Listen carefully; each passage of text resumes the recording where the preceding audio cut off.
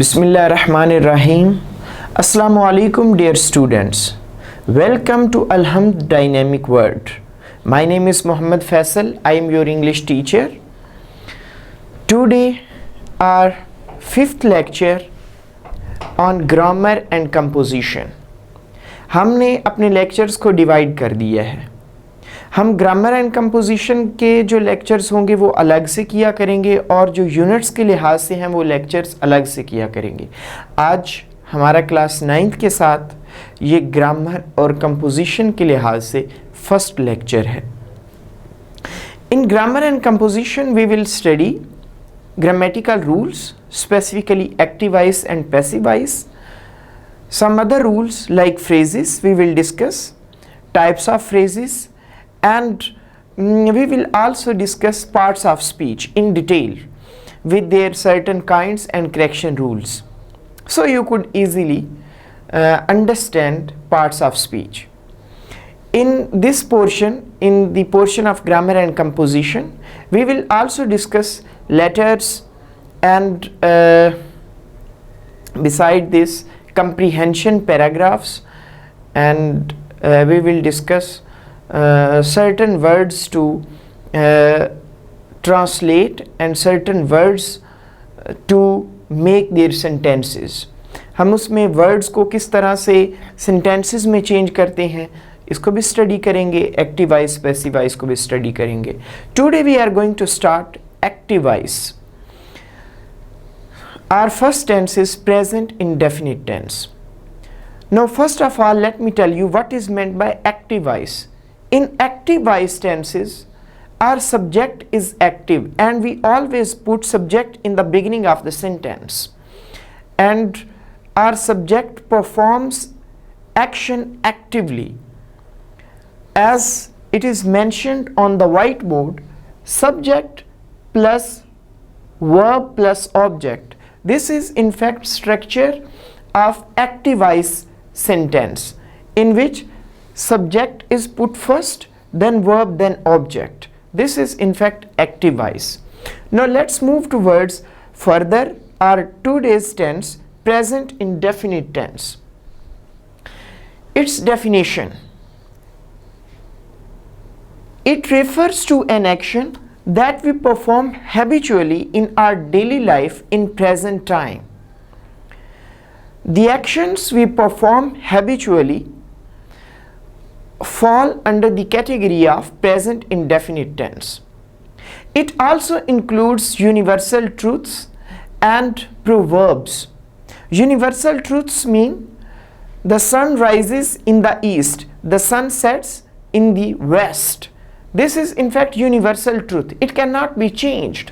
Such kind of sentences are always formed into present indefinite tense. And proverbs like a rolling stone gathering no moss, barking dogs seldom bite. So these are the proverbs, adages, which remain same. So proverbs and universal truths are also included in our today's tense, present indefinite tense, and the actions we perform habitually. Now let's move towards next point, which is use of s and es. If our subject is singular, in the case of positive sentence we put s or es with first form of verb. The words that end with sounds like ch, sh, sx, we add es with such words, and other all words proceed s. So let me make it easy for you कि use of s and es. If हमारा जो subject है वो singular हो तो हम verb की first form के साथ s या es का इजाफा करते हैं, और ये तभी होता है जब हमारा सेंटेंस जो है वो पॉजिटिव हो। ठीक हो गया। अगर हमारा सेंटेंस नेगेटिव हो, इंट्रोगेटिव हो या नेगेटिव इंट्रोगेटिव हो, तो हम एस या एस का यूज वर्ब की फर्स्ट फॉर्म के साथ नहीं करते। अगर हमारा सेंटेंस पॉजिटिव हो और हमारा सब्जेक्ट सिंगुलर हो, तो फिर हम वर्ब की फर्स्ट फॉर्म के साथ एस या एस का इजाफा करते हैं। सेकंड जो पॉइंट है अंडरस्टैंडिंग के लिए, वो ये है कि एस और ई एस में क्या डिफरेंस है। अगर हमारा जो वर्ब है उसकी जो लास्ट साउंड्स हैं या लेटर्स हैं वो S H, C H, X, S है, तो फिर हम उसके एंड पे ई एस का एडिशन करेंगे। और अगर इसके अलावा वर्ड्स हैं तो फिर हम जस्ट एस को ऐड करेंगे at the end of words. Now let's see the helping verbs of this tense. Do and does are the helping verbs of this tense. Do and does in the case of negative interrogative and negative interrogative are used as a helping verb of this tense present indefinite. Do का हम use करते हैं जब हमारे पास subject plural हो, और does का हम यूज करते हैं जब हमारे पास सब्जेक्ट सिंगुलर हो। सो आपको इसकी मज़ीद समझ आएगी जब हम इसकी एग्जांपल्स को देखते हैं। ये नीचे स्ट्रक्चर है इसका। फर्स्ट में हमने पॉजिटिव सेंटेंस को कंपोज किया है। पॉजिटिव सेंटेंस का जो स्ट्रक्चर है उसमें पहले सब्जेक्ट आएगा, फिर फर्स्ट फॉर्म ऑफ वर्ब आएगी, then we will add s or es with the first form of verb, then we will put object and our sentence will be closed. Let me give you an example. वो अपने भाई को पढ़ाता है। He teaches his brother. Here you may observe he teaches his brother. Here we are putting subject, then verb, first form of verb, then we are adding es because first form of verb is ending with the sounds ch. That is why we are adding es at the end of the first form of verb. Then object, his brother. He teaches his brother. Here we are not using helping verbs do or does, because I have told you do and does are only used in the case of negative, interrogative and negative interrogative sentences. In the positive sentences, do and does are not used in present indefinite tense. Now second sentence is in fact negative sentence.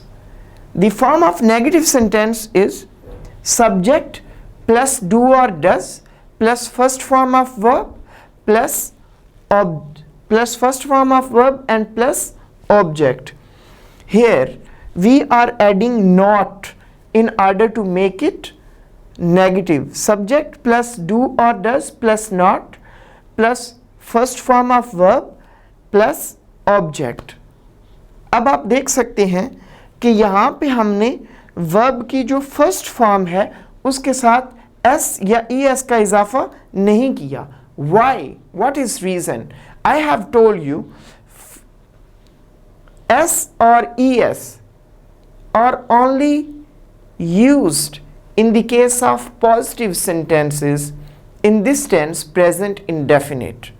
In the case of negative sentences and in the case of interrogative sentences and in the case of negative interrogative sentences, we don't use s or es with the first form of verb. This is in fact its rule.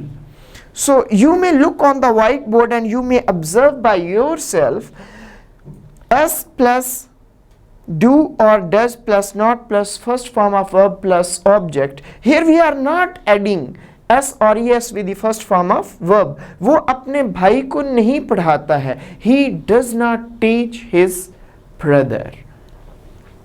Now third form of sentence. Third form of sentence is in fact interrogative.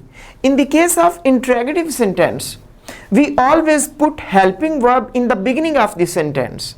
As you may observe on the whiteboard, do and does are being put in the beginning of the sentence in this time in the case of interrogative sentence. Do or does plus subject plus first form of verb plus object. Here we have do and does in the beginning of sentence, then subject, then first form of verb, then object. क्या वो अपने भाई को नहीं, क्या वो अपने भाई को पढ़ाता है? Does he teach his brother? So this is in fact interrogative sentence structure. Now let's move towards fourth form of the verb, fourth form of the sentence. Fourth form of the sentence is called negative interrogative. In the case of negative interrogative sentence, we again put helping verbs in the beginning of the sentence, but here we also put not. Its structure is do or does plus subject plus not plus first form of verb plus object. क्या वो अपने भाई को नहीं पढ़ाता है? या हम इसको प्लूरल में अगर कर दें, क्या वो अपने भाई को नहीं पढ़ाते हैं? Do they not teach their brother? So I think you have understood. In order to make your better understanding, you should go on internet, sort it down, and you may study it extensively in order to increase your knowledge further. But now you are required to practice this tense in home, so you could easily best perform in your exams. Thank you, students. God bless you.